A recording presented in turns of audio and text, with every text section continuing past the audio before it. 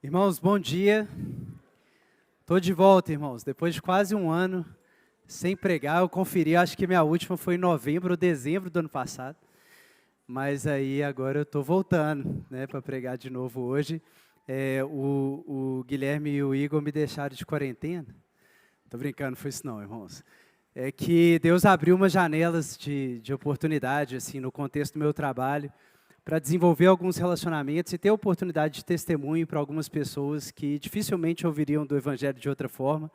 E isso envolveu participar de muitas viagens com essas pessoas. Então, ou eu estava viajando, ou quando eu estava aqui, no final de semana, eu estava tentando dar mais atenção para a família, exatamente, né, por causa da minha ausência durante as viagens. E aí eu pedi um tempo para o pessoal aqui das pregações. Mas agora eu estou finalmente de volta e muito feliz por isso, sempre empolgado, como vocês sabem, e também grato aí aos irmãos que ao longo desse período, vários me procuraram, né, que saudade de você pregar, quando você vai pregar de novo? Então, eu agradeço o carinho dos irmãos e estamos aqui para isso, né? Eu convido você, então, a abrir em 1 Coríntios, capítulo 12. A gente vai ler a partir do versículo 27.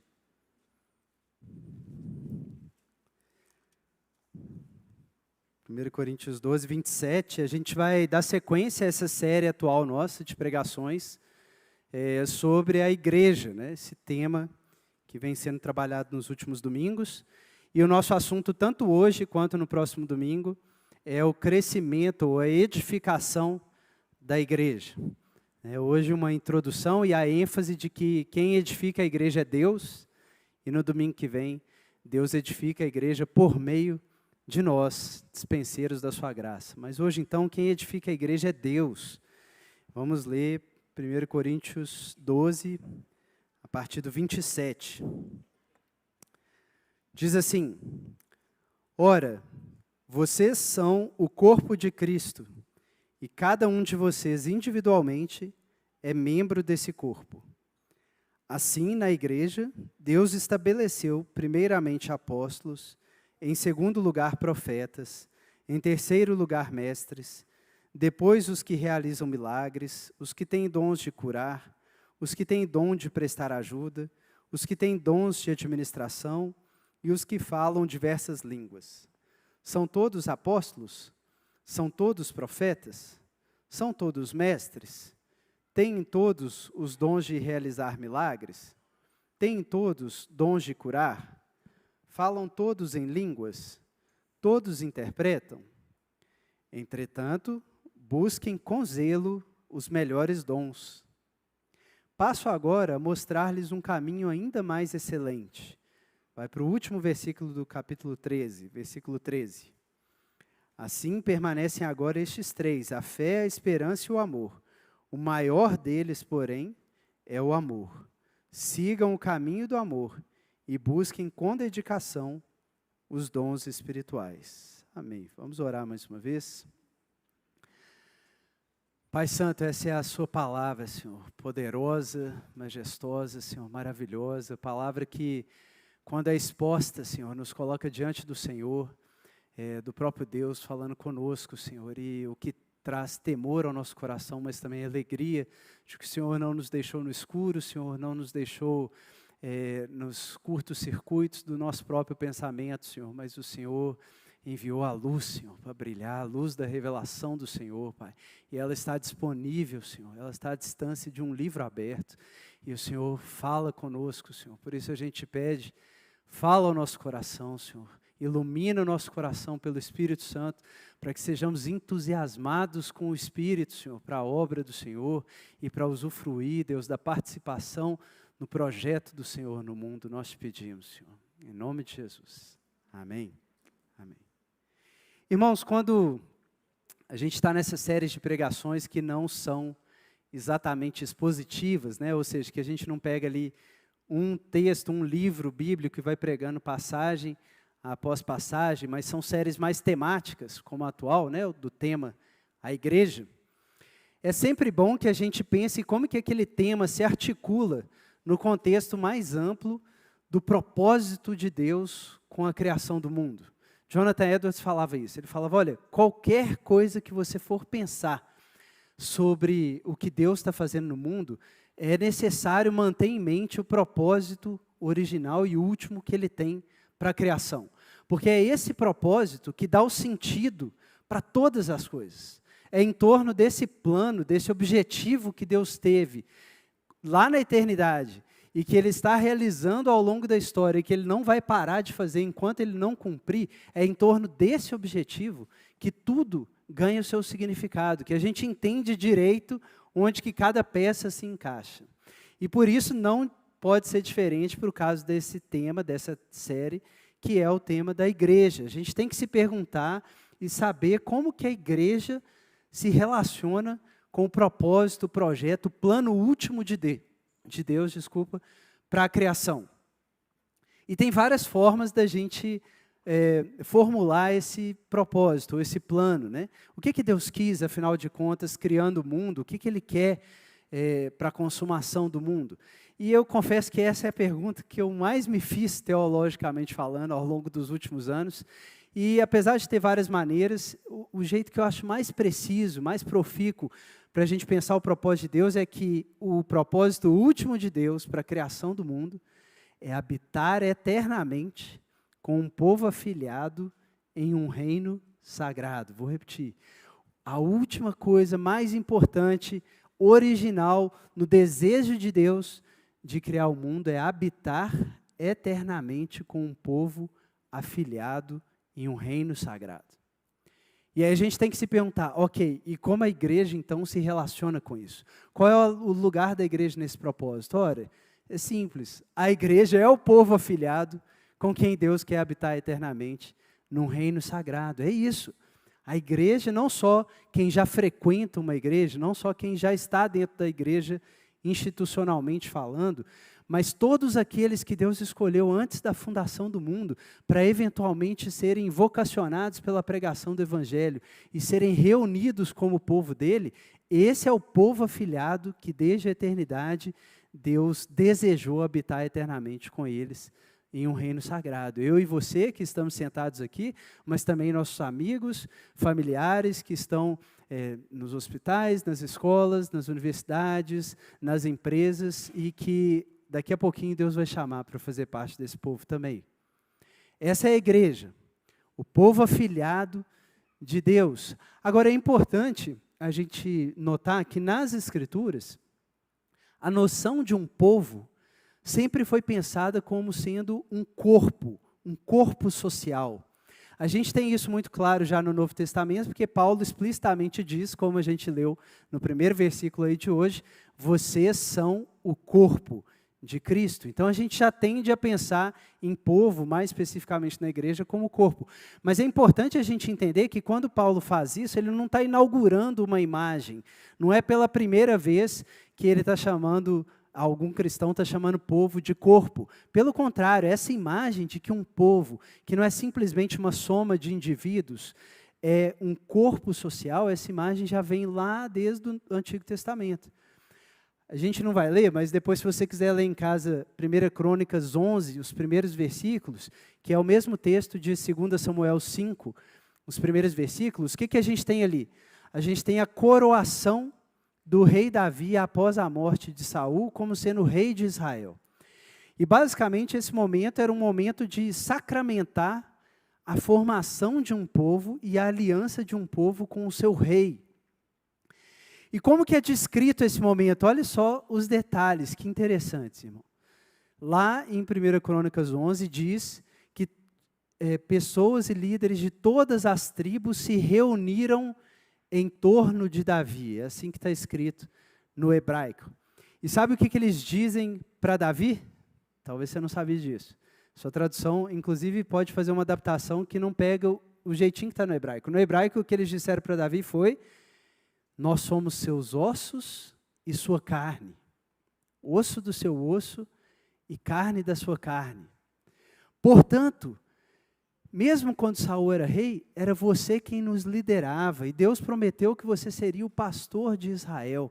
Então, governe sobre nós. E essa palavra em hebraico do governo era uma palavra para se referir ao cabeça.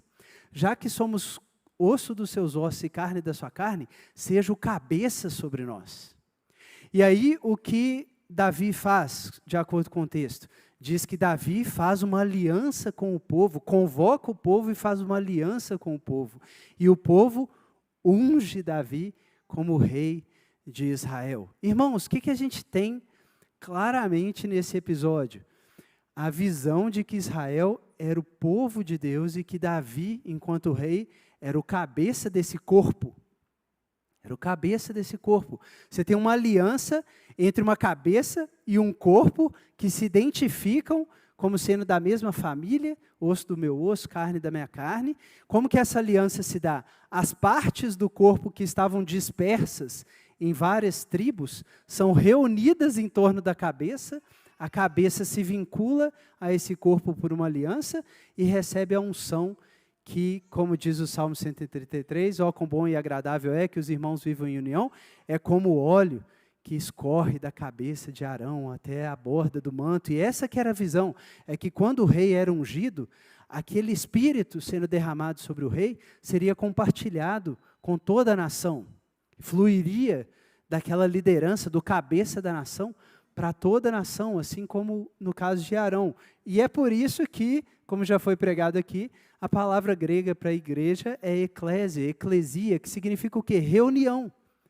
Porque é exatamente esse o ponto. São pessoas que foram reunidas de onde estavam em torno de um cabeça que é coroado e que recebe do Espírito e compartilha do Espírito com esse povo, para que eles passem a funcionar a partir dali como um só corpo.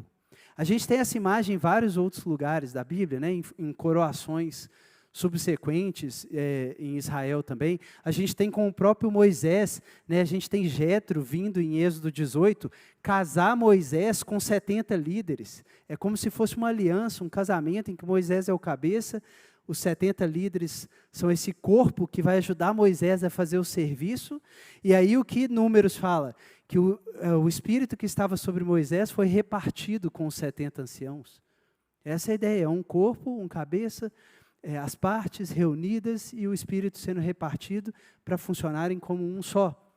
E obviamente, irmãos, a gente tem isso desde o início, desde o primeiro povo criado, né? Você deve ter pensado nisso enquanto eu estava falando, né? Lá em Gênesis 2, o que a gente tem? A gente tem uma cabeça olhando para um corpo e falando, ó, você é osso dos meus ossos e carne da minha carne. E aí o que acontece? A reunião da cabeça com o corpo e eles passam a funcionar como um só corpo, uma só carne. Exatamente como na coroação do povo. O que está sendo dito ali é que há uma aliança formando um primeiro corpo social, no caso pelo casamento, Adão e Eva. Então, irmãos, é em cima dessa imagem que Paulo vira e fala o que está escrito aí. Vocês são o corpo de Cristo. Por quê? Porque nós também estávamos dispersos pelas nações, nos nossos próprios caminhos, e nós fomos reunidos de todas as tribos em torno de um cabeça, que é Cristo, o próprio Filho de Deus, que fez uma aliança conosco naquela última ceia e que recebeu do Pai o Espírito que derramou sobre toda a igreja. E por isso Paulo fala em 1 Coríntios 12 que nós participamos desse corpo e bebemos do mesmo Espírito, porque a gente está no corpo de Cristo. Esse corpo místico de Cristo, fundado a partir dessa reunião em torno dele, que é a eclésia, a igreja. E como eu falei no propósito, o propósito de Deus é que esse povo fosse um povo afiliado. E é por isso que Deus recapitula ou reencabeça a humanidade em torno de um cabeça que é o Filho. O Filho unigênito, mas que ao mesmo tempo é o primogênito de muitos irmãos que foram reunidos naquela mesma família e receberam o mesmo espírito de adoção pelo qual clamamos, Abba, Pai. Porque é um povo do Filho, é um povo cujo cabeça é o Filho, e por isso é o povo afilhado do Pai que pode agora orar, Pai Nosso, junto com Jesus. Essa é a igreja, irmãos, e é assim que Paulo vai trabalhar essa ideia de onde que é a edificação e como que esse corpo cresce. É a partir de Jesus, é a partir da reunião em torno de Jesus. Por isso, vocês já devem ter ouvido a expressão psicossomático, né? Que tem a ver com aquilo que estava na alma, na psique, e espalhou para o corpo. Né? Então, assim, você estava preocupado com alguma coisa, começou a sentir dor de cabeça. A gente fala que foi psicossomático, porque em grego, soma é corpo. Então, o que a gente tem no corpo de Cristo é pneumossomático. Tá? Pneuma é espírito, né? Então, começa em Cristo pelo Espírito e se espalha para o corpo. Por isso que Paulo chama a igreja da plenitude de Cristo. Lembra lá em Efésios? A igreja é a plenitude daquele que enche todas as coisas em todo lugar. Por quê? É porque a partir da cabeça, a igreja vai crescendo e espalhando esse espírito que foi dado sobre o nosso Arão e que está escorrendo pela barba até chegar à ponta da orla, quando o povo for completado e todos forem reunidos pelo Espírito. A visão que Paulo quer dar, quando fala da igreja, então, como corpo de Cristo, é uma visão de unidade. É uma visão de que a gente não está mais cada um por si, nos seus caminhos, mas é para a gente funcionar como um só com Jesus. Assim como era para Eva funcionar como uma só com Adão e vice-versa, assim como era para o povo de Israel funcionar como um só com Davi e vice-versa, o que a gente tem nessa mensagem de Paulo? É que é para a gente funcionar como um só com Jesus. Existe uma unidade, num certo sentido, não importa de onde qualquer um veio, não importa estilo pessoal de cada um, particularidades de cada um. Agora a gente foi colocado num corpo. E o mais importante da sua vida é que você faz parte desse corpo. É mais importante até do que a sua individualidade. O ponto é que você faz parte do povo que Deus, desde a eternidade, sonhou habitar com Ele eternamente, num reino sagrado. Essa é a maior realidade da vida de um cristão. Eu sou parte disso. E é por isso que Paulo continua, versículo 27, falando o quê? Vocês são o corpo de Cristo e cada um de vocês individualmente, membro desse corpo. A palavrinha que Paulo coloca aí no início, para cada, na verdade é parte. E partes como membros desse corpo, parte é meros, uma parte. E essa é uma ideia importante, por quê? Porque o que Paulo está dizendo é que você foi colocado nesse corpo, mas não só como um acessório. Você tem participação nesse corpo. Você tem comunhão com esse corpo. Parte desse corpo pertence a você. Você tem ações nesse corpo, se você quiser pensar assim, nessa corporação, você tem ações, você tem participação societária. O que está ali é seu também, está envolvido com você, é como o Senhor da Terra falou com o filho mais velho, né? Tudo que eu tenho é seu. Se você foi colocado nesse corpo, é o que Paulo diz em 1 Coríntios 3, o mundo, a vida, o presente, o futuro, tudo é nosso em Cristo. Porque a gente participa das riquezas de Cristo, não no sentido material exclusivamente, muito mais amplamente do que isso, é que o que foi prometido, concedido a Cristo, nós somos co-herdeiros dessa realidade, a gente tem participação, tem interesse nesse corpo. E, de novo, enfatiza a unidade, né? Enfatiza o fato de que nós podemos ser diversos, mas estamos todos trabalhando para uma mesma coisa e usufruindo de uma mesma coisa. A realidade de estarmos no corpo de Cristo. Por outro lado, apesar de ele usar essa linguagem da participação, a gente tem parte nesse ministério, como Judas não teve, né? Paulo fala que cada parte é um membro. Em grego é interessante porque parte é meros, e membro é melos, só troca o R pelo L. Então, Paulo está fazendo essa linguagem para dizer o quê? Por um lado, a gente tem parte numa unidade, mas por outro lado, a gente é um membro. E os membros num corpo são diversos, então existe também diversidade. Não é uma unidade uniformizante, em que você veio de onde você estava, entrou no corpo de Cristo e agora todo mundo vai ser igualzinho, usar uniforme. Não, a gente não vai usar uniforme. O africano vai continuar vindo com aquelas roupas coloridas, com aquela alegria, vindo dançando, colocar o dízimo dele.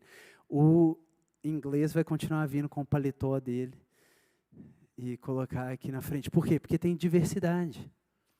Tem uma unidade que é a mais importante e que tem que ser mantida, mas dentro dessa unidade tem diversidade.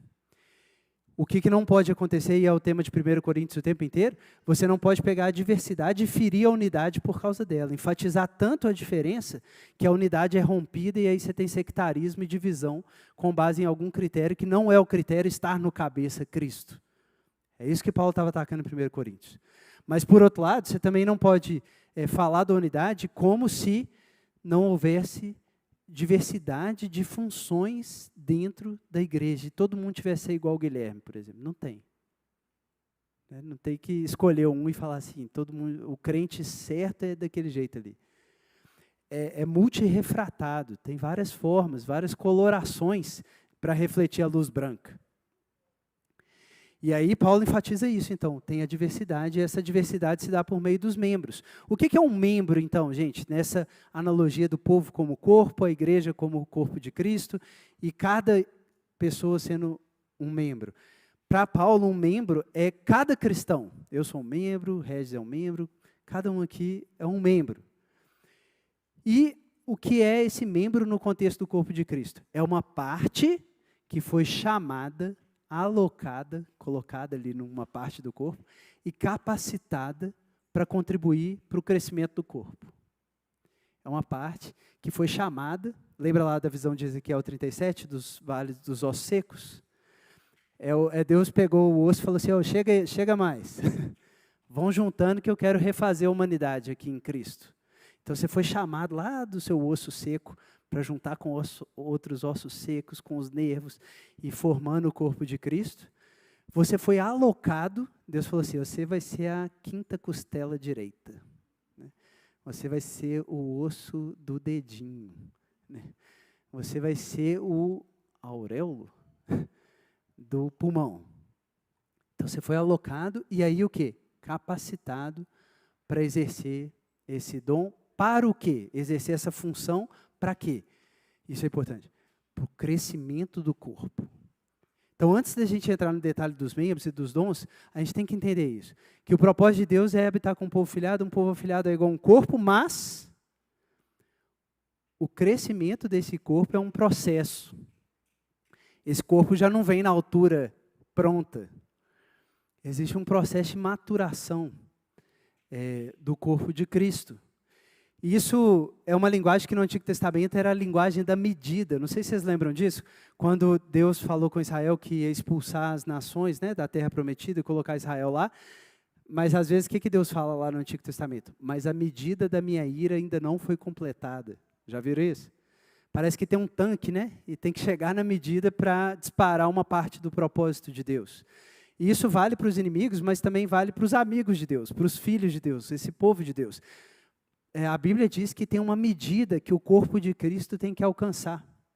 E faz sentido porque se o corpo místico de Jesus, que é a igreja, esse corpo social coletivo dos filhos de Deus, vai reviver pelo Espírito a história do Jesus histórico, se o que o Espírito faz, como a gente vê em Atos, é reproduzir na vida dos discípulos, como comunidade, a vida de Jesus no seu ministério terreno, o que a gente aprende sobre a vida de Jesus no ministério terreno, gente? O que Lucas fala, por exemplo?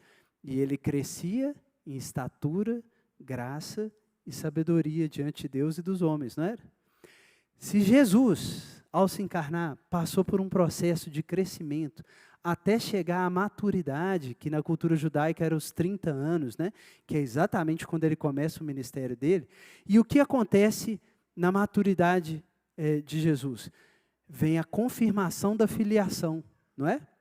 Com 30 anos, passa pelo batismo e vem a voz, esse é meu filho amado, em quem me comprazo. Então, se isso aconteceu com Jesus, no seu corpo, a igreja, que é o corpo de Cristo, desse ponto de vista coletivo, também tem um processo de crescimento pela frente. E a gente vê Lucas falando disso também, logo em Atos, quando a igreja nasce, pelo poder do Espírito Santo, no ventre estéril dos apóstolos ali no Pentecostes.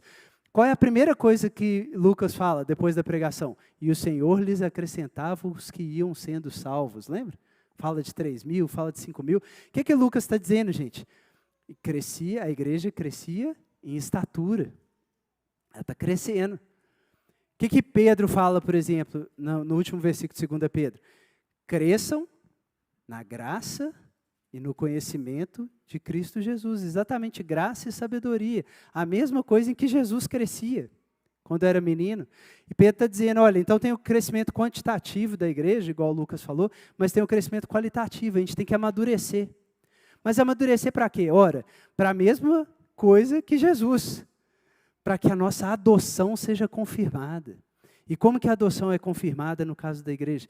Que é exatamente igual no caso de Jesus, pela ressurreição. Não é isso que o batismo representava? A morte e a ressurreição, e então ele ouve a voz, tu és meu filho amado em quem me comprazo. A igreja, como o corpo de Cristo, está passando pelo mesmo processo, ela está crescendo até que ela chegue na medida de passar pela tribulação da morte, mas sair ressurreta do outro lado e ouvir de uma vez para todas, tu és meu filho amado, em quem me comprazo, eu sonhei habitar eternamente com vocês em um reino sagrado. Entrem, benditos, no meu sabático, vamos habitar juntos. Então, a igreja precisa passar por esse processo de crescimento como Cristo, para que a sua adoção seja confirmada e ela seja, de uma vez por todas, reconhecida como o povo afilhado no meio de quem Deus habita. Agora, um outro jeito de pensar, irmãos, é porque a gente sabe disso também, que quando você tinha, por exemplo, essa união, né, da cabeça com o corpo, formando um só corpo, tudo bem, você pode pensar no corpo como o corpo daquela cabeça, né? Mas a gente sabe, por exemplo, pelo caso de Adão e Eva, aplicado por Paulo a Cristo e a igreja, que você pode pensar o corpo como sendo a noiva do noivo. A cabeça como sendo o noivo e o corpo como sendo a noiva. Não é assim que a gente pensa sobre Adão e Eva e que Paulo aplica a Cristo e a igreja? Por que eu estou falando isso? Porque uma outra maneira também de ganhar a compreensão do que significa o crescimento ou a edificação da igreja é pensando que, para além de ser uma imitação de Jesus no seu corpo terreno, é também uma imitação do que aconteceu com Eva no seu casamento com Adão, que agora está sendo vivido pela nova Eva, a igreja, no casamento, na preparação para o casamento com o novo Adão, Cristo. Assim como Eva, a gente tem que sair de uma costela e virar um mulherão. É igual o processo de Esther, lembra? Foi um processo também. Vocês lembram?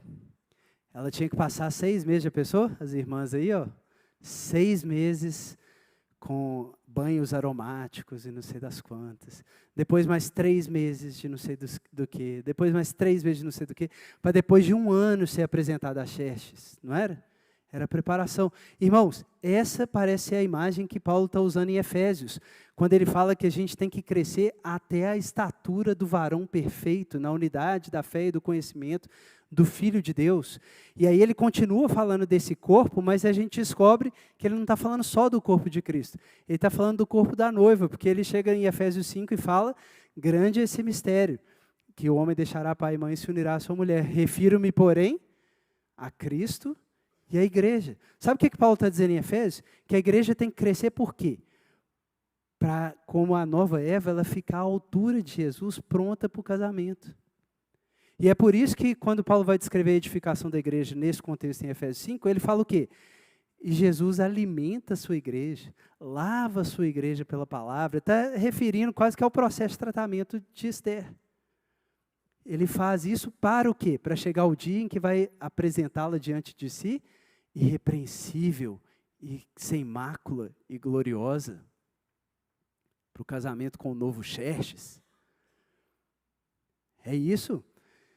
Então, o crescimento e a ideia, né, de que o corpo de Cristo precisa passar por um processo, não é só para a nossa filiação ser confirmada, mas é para que o nosso casamento cósmico, com o qual a Bíblia termina a história, aconteça. E, finalmente, o pai possa habitar eternamente com seu filho e uma nora afilhada num reino sagrado. Assim como em Gênesis 1 e 2, passeando de novo com Adão e Eva no novo jardim da cidade celestial.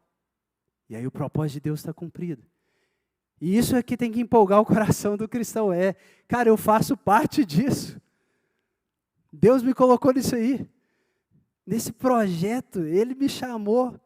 Eu estou dentro disso. E isso é maravilhoso porque eu participo desses benefícios, mas também é responsabilizador. Por quê? Porque se Ele me colocou dentro, Ele quer que eu contribua para o cumprimento desse projeto. E aí a gente volta para a linguagem de membro. O que é o membro no corpo? De novo, é uma estrutura que foi ali alocada e ela só é funcional, ela só está saudável se ela está contribuindo para o corpo como um todo, concorda? Como que chama um membro ou uma célula que, em vez de contribuir para o corpo, está sugando tudo para ela mesma? Câncer. Paulo se refere a Emineu e Fileto, por exemplo, como gangrena, câncer, porque eram pessoas que se diziam estar no corpo, mas eles sugavam tudo da igreja em torno de si mesmos. E por isso Paulo falou, entreguei a Satanás, cortei do corpo, para não prejudicar o restante do corpo. Então, se você é um membro do corpo, isso é uma notícia maravilhosa para você. Mas também é uma grande responsabilidade. Porque saiba que você é um membro e que Deus, como Paulo diz aí, né? Olha aqui que fala o versículo 28. Assim, na igreja, Deus estabeleceu. E aí ele vai falar de vários dons. O que Paulo está dizendo? É que Deus tem uma contribuição que Ele espera de você. É para uma coisa só, mas é de diversas maneiras. E cada um vai dar a sua contribuiçãozinha. E os membros, a gente sabe disso, e é a linguagem de Paulo aqui no restante de 1 Coríntios 12, eles têm localizações diferentes, como eu já brinquei, né? Na costela, lá no pé, então eles são alocados em territórios diferentes aí do corpo. Eles têm tamanhos diferentes, que dá a entender que é o que Paulo se refere aqui, do 28 em diante, né? Deus colocou em primeiro lugar os apóstolos, em segundo lugar os profetas.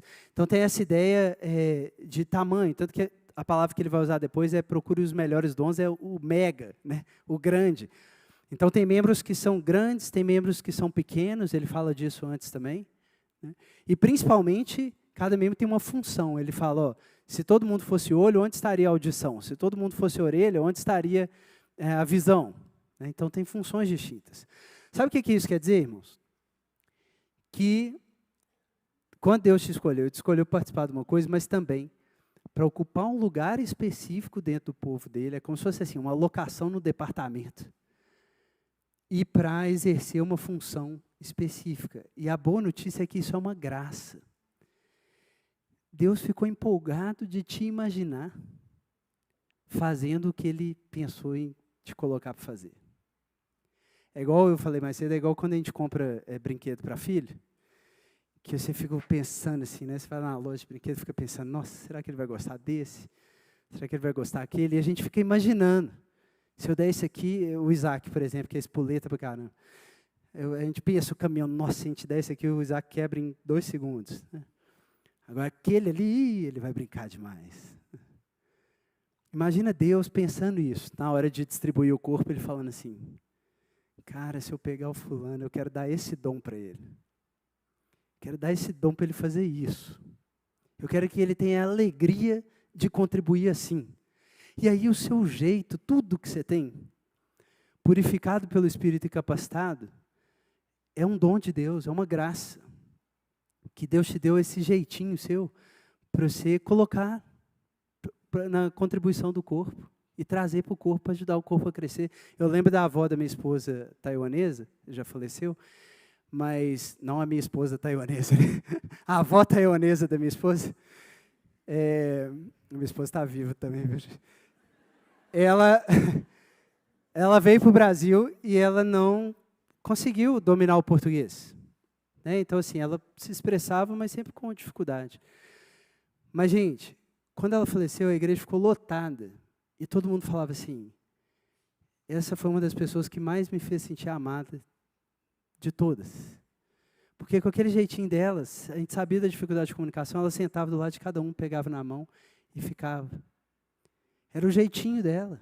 Ela colocou o jeitinho dela, que só ela podia ter, só uma taiwanesa que não soubesse falar direito português, poderia comunicar um amor para além da capacidade de conversar.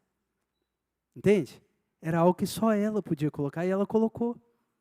E muita gente foi lá chorando, agradecer. Como me edificou ter a Dona Lin na igreja. Porque era o jeitinho dela.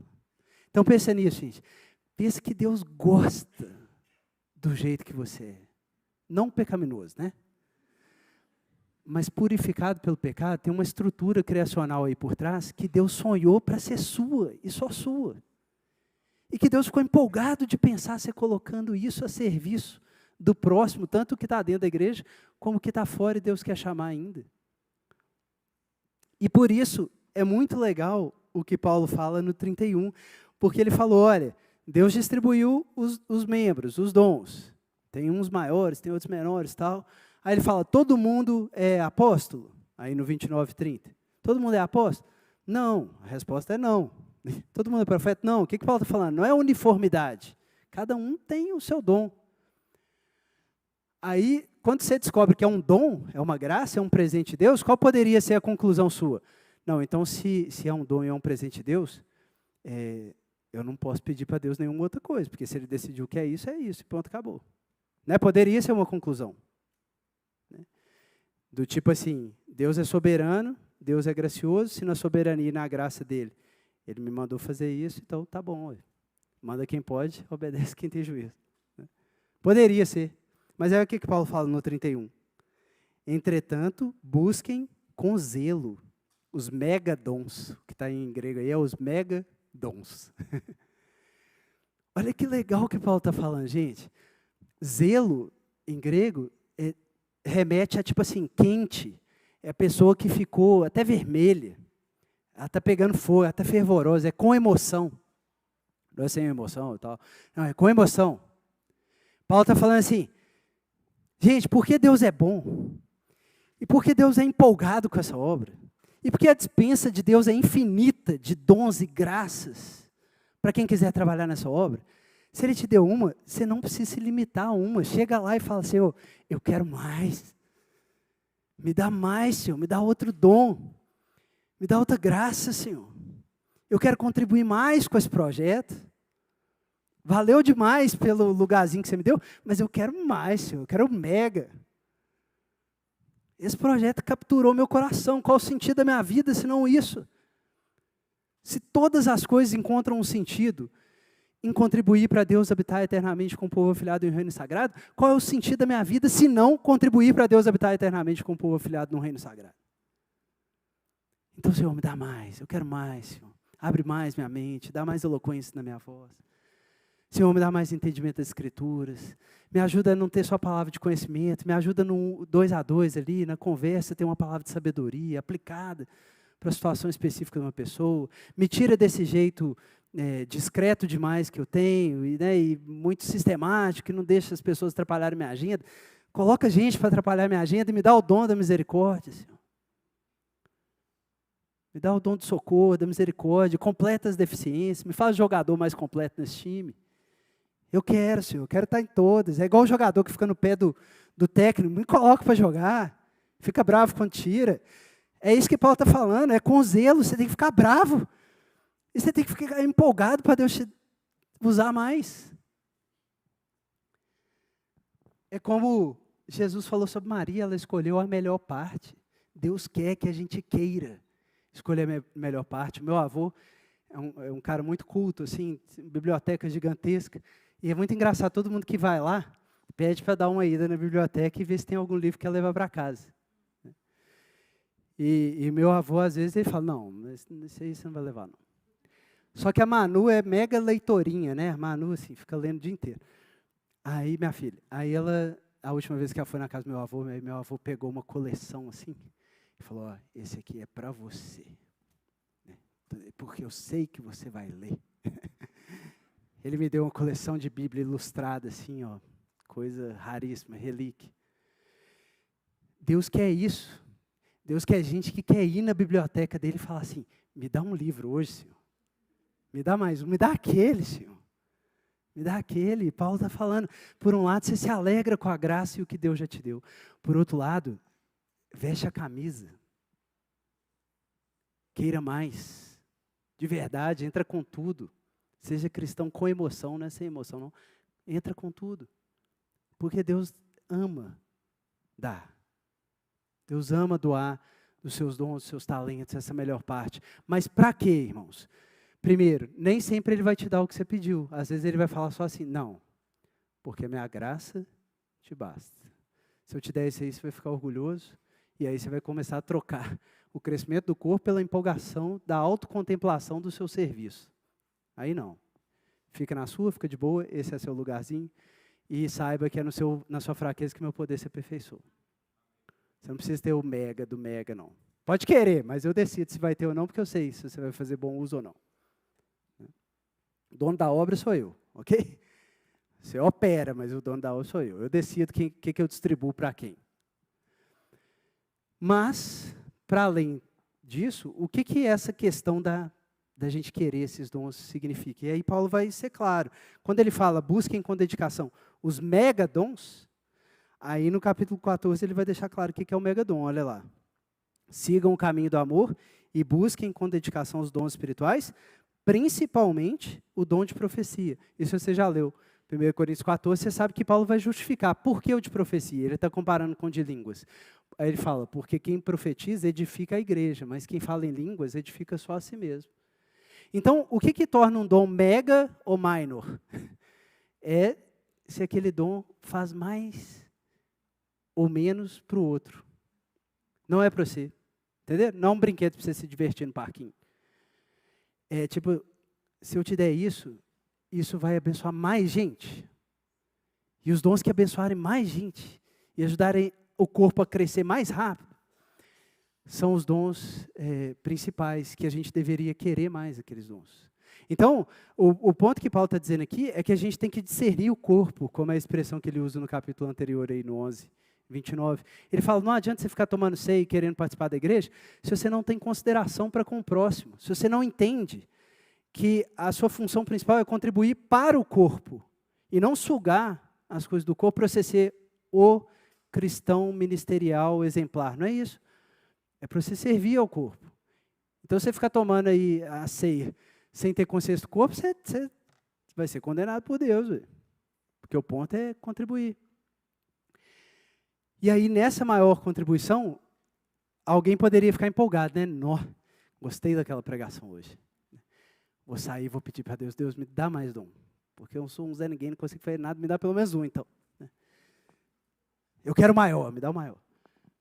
Aí Paulo pega essa tendência e responde a essa tendência aí no final do versículo 31, dá uma olhada, do capítulo 12 de novo. Busquem com zelo os megadons, mas passo agora a mostrar-lhes um caminho ainda mais excelente. No fim do 13, o mega de todos, porém, é o amor. A palavra que está em grego no fim do 13 é mega. O maior deles é o amor, é o mega de todos é o amor. O que Paulo está dizendo? Beleza, se empolgue em querer os megadons. Mas há um risco nisso, porque você pode começar a inverter as coisas e a tratar o meio como fim. E achar que o chamado da sua vida é cumprir o que Deus te deu para fazer. Sendo que Deus te deu para fazer algo para você amar a Deus acima de todas as coisas e ao próximo como a ti mesmo. E aí você vira um cara empolgado em ser fiel, em cumprir sua vocação, mas o próximo não se sente amado por você. Aí o que Paulo está dizendo? Que é um caminho ainda mais excelente, e em grego aqui é hiperbólico, no final do 12, que é um caminho hiperbólico. Balos em grego é jogar, hiper é mais longe. Então assim, você ficou empolgado com essa ideia aí de ser um servo melhor na obra de Deus? Deixa eu subir o sarrafo, é isso que Paulo está falando. Deixa eu jogar o sarrafo então mais para cima ainda. Eu sei que agora está querendo o dom mega. Sabe o que é o sarrafo mais para cima ainda? É o amor. Porque aí você entendeu o propósito de Deus. Por que Deus quer habitar eternamente com o povo afilhado em um reino sagrado? Porque aqueles que de antemão conheceu, a esses ele amou. Você passa a amar o que Deus ama. E aí você pode até ter poucos dons, como a avó da minha esposa. Assim, pouca capacidade de demonstrar dons, mas você está fazendo exatamente o que Jesus faria se ele estivesse naquele lugar. E aí Paulo fala, é isso. Essa é a contribuição para o crescimento do corpo. Tanto que, no caso de Jesus, quando ele estava se aproximando do final da maturação do seu processo para passar pela morte e a ressurreição, o que João 13 disse? Tendo amado os seus, amou-os até o fim. E aí, como Jesus ilustra o amor, gente? Você pode achar assim, eu sempre achei o lava-pés meio assim, beleza, foi uma ilustração legal, mas, poxa, no fim de tudo, assim, usar essa ilustração, esperava mais. Mas, irmãos, presta atenção comigo, talvez você nunca tenha pensado assim. O que aconteceu no lava-pés? A cabeça lavou o pé. O mega do mega de um corpo, que é a cabeça, se abaixou para lavar o menor do menor do menor, mais desonroso dos membros. E por isso Paulo diz, o amor é o mega. Por quê? Porque no amor, a cabeça, aquele que tem o dom mega, está disposto a se colocar a serviço do que tem o menorzinho dos dons, que está lá pertinho do chão. E assim a igreja cresce e amadurece. Então, qual é a conclusão de Paulo no primeiro versículo do capítulo 14? Sigam o caminho do amor, hiperbólico, e busquem com zelo os megadons. Ele junta as duas coisas. Aprenda a amar o projeto que Deus ama, feito de gente, e queira contribuir o máximo que você puder com a sua vida para esse projeto. E o que é o máximo? É o que mais edifica. Para terminar, irmãos, essa linguagem da edificação é importante. Vocês viram que o tempo inteiro eu falei de crescimento, né? O corpo crescer. Mas aí, de repente, no capítulo 14, Paulo começa a falar que os dons edificam. Mas um corpo não é um edifício, né? Do que Paulo está falando? A gente já viu que a igreja, por um lado, é o corpo de Cristo. Mas, por outro lado, ela é o templo de Deus. Porque o propósito de Deus não é habitar com a igreja? Como que chama a casa de Deus? É o templo. Então, cada um coopera, essa é uma outra imagem, cada um coopera não só para o corpo de Cristo e da nova Eva crescerem, até a maturidade, mas para a casa de Deus ficar pronta para ele vir habitar no reino sagrado, com o povo afiliado, é isso. Essa é a outra imagem. E por que isso é importante, gente? Porque isso deixa claro para a gente como ler o Antigo Testamento, já enxergando essa dimensão dos dons, das graças e da edificação lá no povo de Israel. Como que a gente enxerga isso lá, gente? Onde que ficava o templo? Ficava na capital, na cabeça de um território que tinha várias tribos, várias partes, e que cada filho recebia um lugar nesse território para fazer o uso dos bens que tinha naquele território e trazer isso para a construção do templo e a manutenção da adoração a Deus no sábado. Conseguiram pegar a analogia? O que a gente vê no Antigo Testamento, gente? Que a distribuição das terras de Israel era uma antecipação da distribuição dos dons para a igreja. Assim como cada tribo recebe uma parte da terra, cada cristão recebe um membro do corpo de Cristo. E assim como cada cristão no corpo de Cristo tem que se articular para o crescimento do corpo, assim também em Israel, cada tribo tinha que trazer a sua contribuição para o templo, para a edificação do templo. E era assim que funcionava. E como que isso aparece na história, né? A gente tem, por exemplo, Moisés com o tabernáculo convocando todas as tribos a trazerem ouro, prata, tecido azul, tecido de linho e tal. Não é assim? Tragam tudo para quê? Porque Deus falou, vocês vão me construir um santuário e eu habitarei no meio de vocês. Essa que é a linguagem da edificação.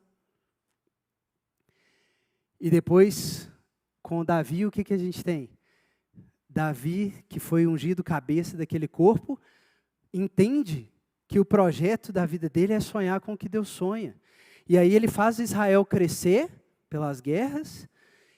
E onde que termina a vida de Davi? No entendimento de que é para eu construir uma casa para Deus, não é isso? Só que Deus fala, vai ser o seu filho que vai construir essa casa. E como termina a 1 Crônicas? Davi reunindo um monte de bens, ouro, prata, bronze, reunindo aquilo tudo, os líderes trazendo aquilo tudo para edificar a casa de Deus e iniciar a adoração do Deus que habitaria no meio deles. E sabe o que Davi fala quando essa oferta é trazida? Se tivesse mais tempo eu lia, mas já acabou o meu tempo. Sabe o que Davi fala?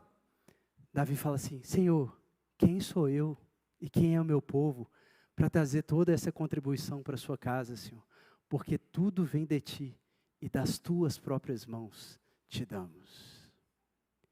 Irmãos, esse é o coração do cristão que entende o projeto de Deus, que quer participar dele com dons e com amor, e que entende que esse projeto é edificar a casa para ele morar e o povo para ele afilhar. É o entendimento de que nessa obra não tem recurso escasso, porque se você quiser trabalhar para isso, a dispensa disponível é a dispensa de Deus. Se você quiser se envolver com isso, irmãos, escute o convite de Deus, entra na minha biblioteca, entra na minha dispensa, pega o que você quiser, se for para você amar o que eu amo também. Amém? Vamos orar. Pai Santo, obrigado, Senhor, porque em última instância quem edifica a igreja é o Senhor, Pai. O Senhor é que é o Deus riquíssimo, Senhor, Deus de riquezas infinitas, Senhor, que foram nos dadas nas regiões celestiais em Cristo Jesus, Senhor. Pela fé a gente pode entrar, Senhor, nos ricos depósitos da sua casa, Senhor. A gente pode acessar armas de defesa e de ataque, Senhor, o capacete da salvação, a couraça da justiça, o escudo da fé, a espada do Espírito, que é a palavra, Senhor, o cinturão da verdade, as sandálias da preparação do evangelho da paz, Senhor. A gente pode se armar como em Nárnia, Senhor, do jeito que quiser, Deus.